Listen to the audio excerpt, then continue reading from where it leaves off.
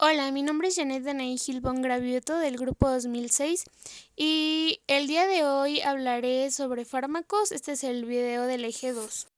Y bueno, empezaremos con los conceptos. Fármaco es la sustancia química capaz de interactuar con organismos vivos y puede modificar una o más funciones de este. Incluye toda sustancia utilizada en el tratamiento, curación, prevención o diagnóstico. Farmacocinética estudia los procesos a los que un fármaco es sometido a través de su paso por el organismo. Farmacodinamia estudia las acciones del fármaco sobre el organismo. Toxicología son los efectos nocivos de los fármacos, así como los mecanismos y circunstancias que favorecen su aparición. Farmacogenómica estudia las variables en expresión de genes que alteran el efecto de fármacos. Droga es el químico utilizado sin fines terapéuticos, aunque la OMS lo usó indistinto a fármaco. Tolerancia es la disminución gradual lenta del efecto de un fármaco. Uso óptimo es la mayor eficacia con la menor toxicidad y al menor costo. Taquifilaxia es la disminución rápida del efecto de un fármaco. Afinidad, grado de unión de un fármaco a su receptor por uniones iónicas, van der Waals, puentes de hidrógeno, interacciones hidrofóbicas, enlaces covalentes. Anafilaxia es la reacción alérgica rápida, sistémica grave. Potencia es la capacidad de un fármaco de hacer un efecto. Se relaciona con la magnitud de dosis y la respuesta del fármaco.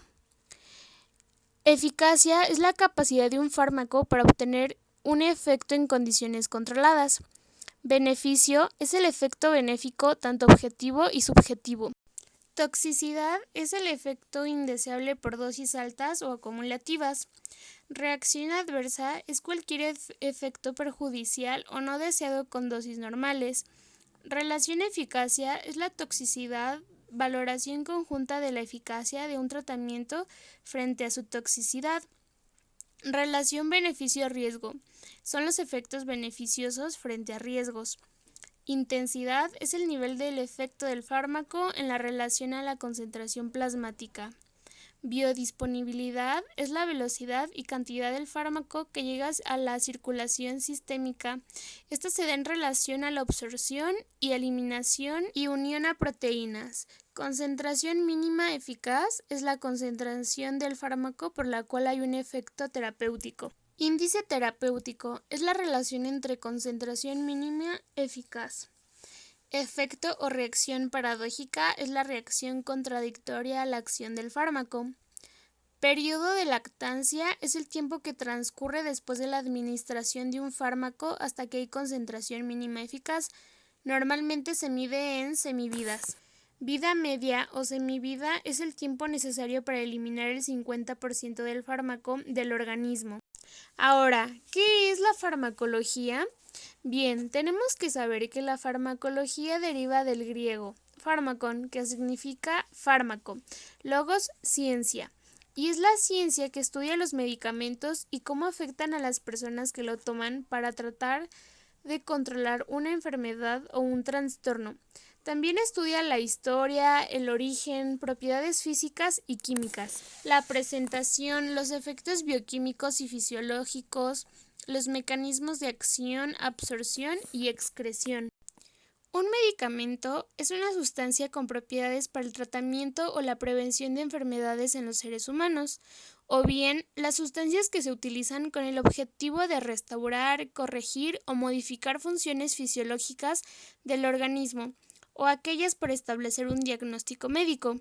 Existen los medicamentos patentes, que estos son los fármacos que son producidos por una empresa que desarrolló el medicamento. Se refiere a la posibilidad legal por un tiempo específico que esta empresa venda el medicamento como monopolio. Establece el precio, la forma de venta. Esta empresa realizó la fase preclínica y la clínica fase 1, 2, 3 y 4. Un medicamento bioequivalente o genérico es un medicamento cuya composición química se encuentra en dominio público o que posee la misma concentración y dosificación que un equivalente cuya patente haya caducado. Produce los mismos efectos que el último, ya que poseen el mismo principio activo. Cuentan con el símbolo GI, que es genérico intercambiable, y no tienen nombre comercial, solo el nombre del compuesto. Medicamento similar. Esto se refiere que la patente expiró y esta empresa no hace ningún estudio para asegurar la eficacia o la eficacia de la concentración con respecto al patente. Sigue la composición inicial del fármaco. Sí pueden usar la marca comercial diferente a la de la patente. La afinidad elevada es cuando el inhibidor o fármaco se une mucho a un sitio de unión aunque la concentración sea baja. La baja afinidad es cuando el inhibidor o fármaco se une poco a su sitio de unión aunque la concentración sea alta.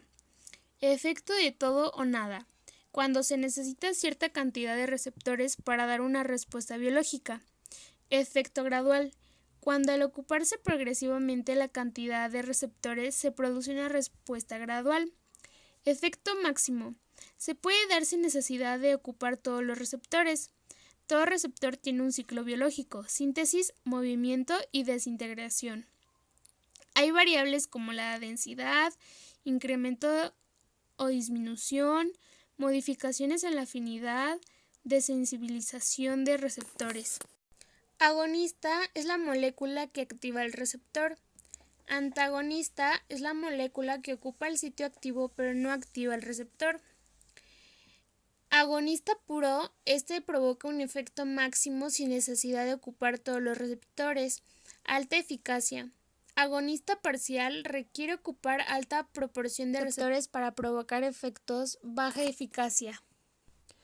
Antagonismo negativo es lo opuesto al generador por agonistas puros. Antagonismo irreversible es la unión muy fuerte y es dependiente al tiempo. Transducción de señales. La transducción de señales ocurre cuando una molécula de señalización de fluido extracelular activa un receptor de superficie de la célula. Hay dos etapas en este proceso. 1. Una molécula de señalización activa un receptor específico en la membrana celular. El segundo, un mensajero transmite la señal hacia la célula, provocando una respuesta fisiológica. En cualquiera de las etapas, la señal puede ser amplificada. Por lo tanto, una molécula de señalización puede causar muchas respuestas. Señales endocrinas. Estas transmiten señales a través de largas distancias, usan el sistema circulatorio como red de distribución para los mensajes que envían. Es una señalización a larga distancia y de respuesta lenta, pero de larga duración. Señales parácrinas. Las células que están cerca unas de otras se comunican mediante la liberación de mensajeros químicos. Este tipo de señalización en el que las células se comunican es a corta distancia y tienen una respuesta local. Señales autócrinas. Es cuando una célula se manda señales a sí misma al liberar un ligando que se une a un receptor en su propia superficie. Características de la acción hormonal. Las hormonas tienen la característica de actuar sobre las células, que deben disponer de una serie de receptores específicos. 1. Redundancia, de varias moléculas tienen la misma función. 2. Amplificación. 3. Integración. 4. Cooperatividad. 5. Retracción negativa. Mensajeros. Están los hidrofílicos, que son polares, por lo que no pueden atravesar la membrana celular. Necesitan un receptor para la transducción. Los lipofílicos, que son apolares, estos sí pueden atravesar la membrana celular, así que se unen con receptores intracelulares o nucleares. Los receptores acoplados a proteínas G son receptores de membrana proteica que atraviesan la membrana 7 veces. Tienen 3 subunidades, alfa, beta y gamma. Estas se activan o se desactivan por el GTP o GDP. Segundos mensajeros. Toda molécula que traduce señales extracelulares poseen un bajo peso molecular, como son las moléculas intermedias. La hormona es el primer mensajero. Los principales segundos mensajeros son calcio, AMPC, óxido nítrico, siglas NO. Calcio está relacionado con la contracción muscular, liberación de neurotransmisores, visión, proliferación celular. Tiene carga positiva, se almacena en el calcio intercelular, retículo sarcoplasmático. El óxido nítrico se forma a partir de arginina y oxígeno por la enzima nítrico sintetasa. Produce regulación de los vasos. El AMPC es derivado del ATP, ADP, AMP y el AMPC. Los canales iónicos son los puntos o conjunto de proteínas transmembranales que al cambiar de forma permiten el paso de iones a favor del gradiente. Hay canales ionotrópicos de sodio, potasio y calcio. Los receptores nucleares, algunos mensajeros lipofílicos pueden atravesar la membrana celular, unirse con receptores y unirse a estructuras de DNA, lo que provoca expresión de genes. El efecto placebo. El efecto placebo nos dice que es una sustancia que carece de acción curativa, pero produce un efecto terapéutico si el enfermo la toma convencido de que es un medicamento realmente eficaz. Tiene el mismo aspecto, gusto y forma que un medicamento verdadero, pero está hecho de productos inertes y sin ningún principio activo. Es una cuestión más psicológica. Entonces, si el médico dice que la pastilla que se prescribe es un fármaco muy eficiente y bueno, aunque sea azúcar, habrá mejoría. El placebo no solo cambia la percepción del paciente, también provoca cambios medibles en el cuerpo. De hecho, el 20% al 50% de la población tiene el efecto placebo. La naloxona, fármaco que inhibe endorfinas, también inhibe el efecto placebo. Existe el optimismo aprendido. Puede tener efectos benéficos y tóxicos, placebo y nocebo. El grupo placebo en investigaciones se usa como un punto de medición para establecer la eficacia de un medicamento efecto. Y por ejemplo, también intervienen los colores de las pastillas, como por ejemplo cuando son cálidos como rojo, anaranjado o amarillo, estimula a los pacientes útiles en la depresión. Los fríos como azul, gris, les da tranquilidad, alivio y sedación. Cuando el sabor es amargo, da un mayor efecto que uno insípido. Cuando los ven más grandes, creen que son mejores. Y si el precio es costoso, pues también creen que va a funcionar de una mejor manera. Nocebo viene del latín que significa te haré daño o te perjudicaré con efecto adverso. Son mecanismos asociados a la respuesta placebo, expectativa, condicionamiento, relación terapéutica y fortalecimiento. Es decir, situación en la que un paciente presenta los posibles efectos secundarios o síntomas que produce un medicamento o tratamiento solo porque el paciente cree que puede ocurrir. Ok, ahora hablaremos del documento más importante, que es la receta. Este es un documento legal para prescribir la medicación del paciente para su dispensación por parte del farmacéutico. Es un formato donde se registra el tratamiento definido por el médico para el manejo ambulatorio del paciente. Generalmente corresponde a las indicaciones farmacológicas en dosis, intervalos y tiempo de tratamiento. También debe incluir el diagnóstico. Esta receta consta de 3 partes: inscripción, que viene el nombre de las sustancias medicamentosas; suscripción, modo de preparar dichas sustancias; e instrucción, que es la forma de administración.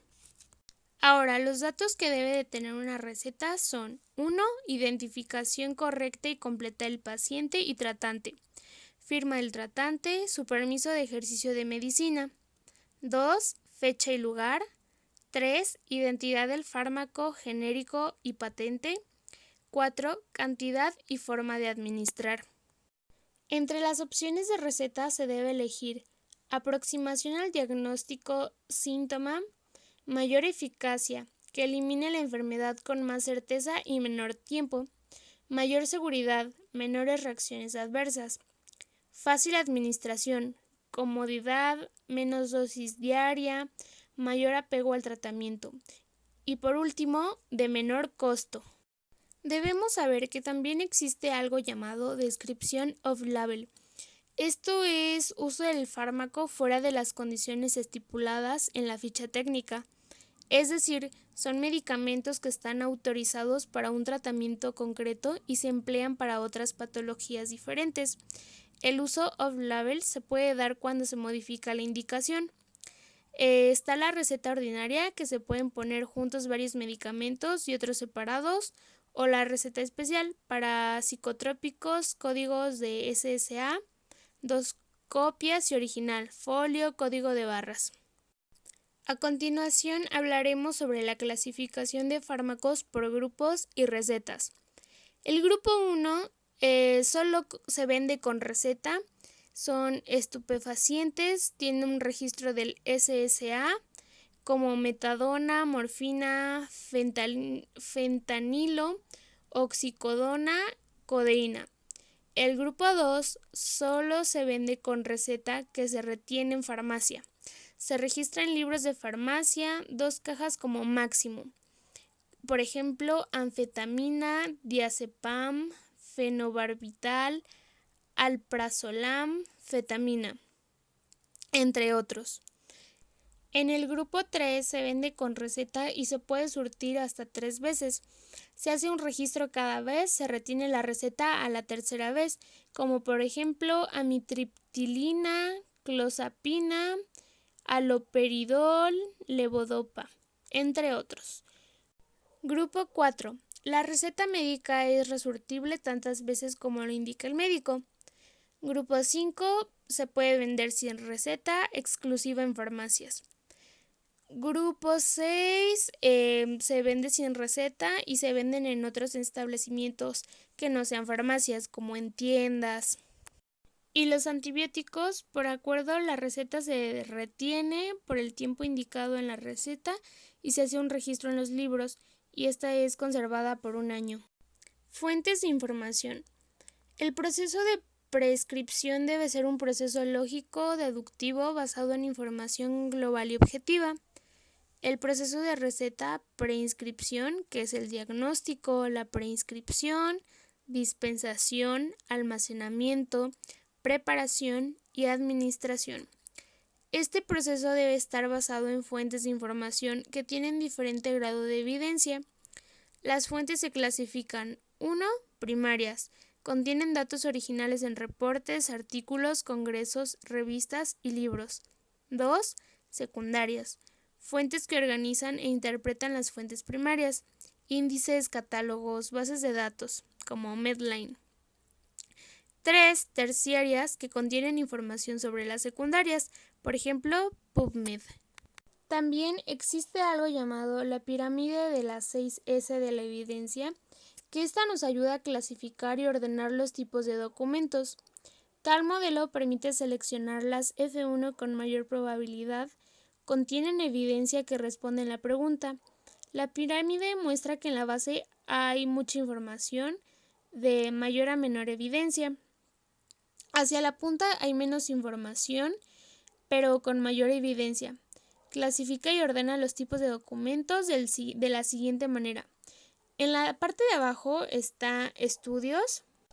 Estos documentos deben aportar la información necesaria para realizar lectura crítica y eventualmente aplicarla a la clínica, pero también la información necesaria para la inclusión de estudios en proceso de investigación de síntesis. Son estudios tradicionales o piezas elementales de evidencia. A continuación sigue sinopsis de estudios, que incluye juicios de valor sobre la validez de la evidencia aportada por ese estudio y otras consideraciones relacionadas con el contexto de conocimiento o con la aplicación clínica. Esa evidencia preevaluada ofrece la ventaja de ahorrar tiempo para el clínico o decisor ocupado. Sigue síntesis, que es el procedimiento de modo sistemático y consciente. Recopila, valora y sintetiza toda la evidencia existente en torno a una pregunta estructurada. Pico. Incorporan toda la evidencia disponible y ofrecen una validez respecto de los estudios individuales. Sinopsis de síntesis son documentos que contienen un resumen estructurado de una síntesis que, al igual que en la sinopsis, incluyen juicios de valor sobre la validez de la revisión, la pertinencia de las preguntas y las posibles peculiaridades de su aplicación. Sumarios. Este es el grupo de documentos más poliforme, cuyas características más relevantes son, por una parte, que ofrecen la información resumida y clasificada por condiciones clínicas o especialidades clínicas, y ofrecen evidencia preevaluada con procesos de selección, lectura y presentación de diversa calidad. Y por último, en la punta están los sistemas. Se trata de sistemas computarizados que resumen de modo conciso la evidencia actualizada sobre un problema clínico y conectan con las circunstancias clínicas y problemas clínicos en resolución. También existe algo llamado la escala de categoría de la evidencia de la información, en donde A, la evidencia se basa en datos derivados de metaanálisis de ensayos controlados con gran número de pacientes. B, la evidencia se basa en todas derivadas del metaanálisis de conclusiones contradictorias, con número pequeño de pacientes, con sesgos como índice de abandono, enfermedades agregadas, cambios en las mediciones, etc. C. La evidencia se basa en datos derivados de la opinión de expertos o consenso, informes de casos o serie de casos. D. Sin evidencia. Hay 3 clases de recomendación de la información. 1. Recomendado. Se ha demostrado que la prueba o el tratamiento dado es útil y debe realizarse o administrarse. 2. Recomendado en la mayoría de los casos. 2 puntos. La prueba o tratamiento dado generalmente se considera útil y está indicado en la mayoría de los casos. 2b. Recomendado en algunos casos. La prueba de tratamiento puede ser útil y está indicado en algunos casos, pero no en la mayoría. Y por último, 3. No recomendado. La prueba de tratamiento no es útil y debe evitarse. Pico. Es la forma en la que se recomienda basar información o una pregunta. Se agregan variables según este sistema para delimitar la búsqueda. Así, P se refiere al paciente problema, una población, son sus características como tamaño, edad, género, ubicación, entre otras. I es el indicador o intervención. Se refiere a que se le hace al paciente o población métodos de prevención, diagnóstico, terapia y pronóstico. C. Comparación. Es cómo se evalúa contra qué en relación a qué. I-O. Outcome. Resultado esperado o consecuencia de la intervención en la población en comparación con el grupo control. Metaanálisis. Es el conjunto de herramientas estadísticas para sintetizar datos de una colección de estudios. Miden si el tamaño del efecto resultado esperado es consistente de precisión y exactitud. Identifica inconsistencias y sesgos. Exactitud, la cercanía de una medición al valor verdadero. Precisión, cercanía de agrupación entre un grupo de resultados. Veracidad, cercanía de la medida de un grupo de mediciones al valor verdadero. Sesgo, es la diferencia entre mediciones y el valor de referencia. La intersección es el valor real en la diana. Medicamentos LASA, que significa look alike, sound alike, son medicamentos con apariencia similar y o sonido similar. Es uno de los errores más usuales en el proceso de medicación, como se atribuye al 10% de errores y el 4% de muertes por error en el proceso de medicación.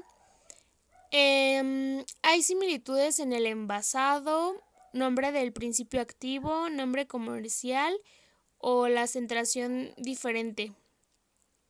Por ejemplo, similitud en fonética u ortográfica es Ponstil, que es el ácido mefenámico, y Pontin, que es el ibuprofeno. También puede ser por similitud de nombre comercial, por ejemplo, bioxilina, que es la amoxicilina, y bioxilina, que es la amoxicilina más clavulánico. O bien, similitud en el nombre genérico como valaciclovir y valganciclovir. Es por eso que se recomienda almacenar medicamentos LASA en diferente lugar. Escribir claro las recetas, la concentración y la vía de administración.